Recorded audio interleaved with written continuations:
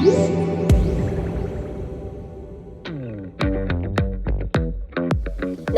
finally made a professional mirrorless camera that can actually compete with its own DSLRs, and this is it, the Z7.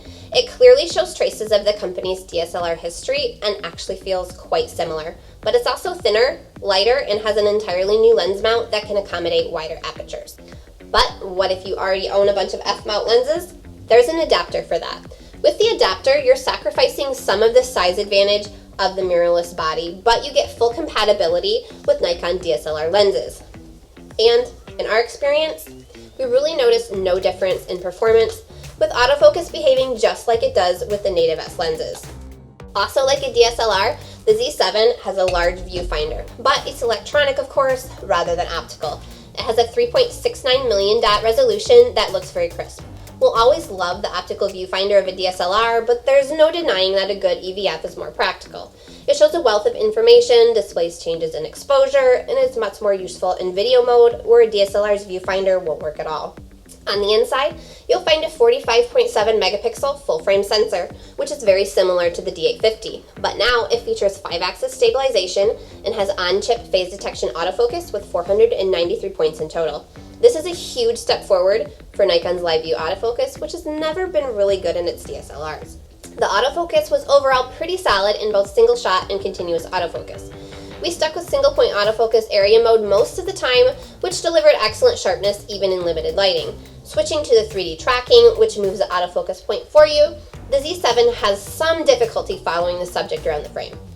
The Z7 can churn out an impressive 9 frames per second in continuous mode with autofocus, but they may not all be keepers. The camera also requires a special low light autofocus mode to match the D850's -4 EV sensitivity. Although in our testing, we managed to get sharp results in a dimly lit scene even without using this mode. On the plus side, the stabilization works wonders, allowing us to easily shoot handheld down to 1/15th of a second, and image quality is fantastic, which is certainly no surprise. But what wasn't expected was how deep Nikon would dive into video. The Z7 offers 4K at 30 frames per second from the full width of the sensor. Sure, the D850 can also do this, but the Z7 now includes the new N-Log flat color profile and 10-bit HDMI output. Yeah, these are high-end features that only advanced video shooters care about, but we're impressed to see Nikon doing so much to go after that crowd.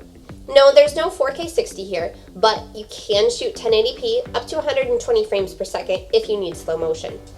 While it's not perfect, Nikon hasn't failed to wow us with its first professional mirrorless camera, and we're honestly a bit surprised that some first for Nikon features, like in-body stabilization and on-chip phase detection, work as well as they do. At $3,400, the Z7 brings a lot to the table.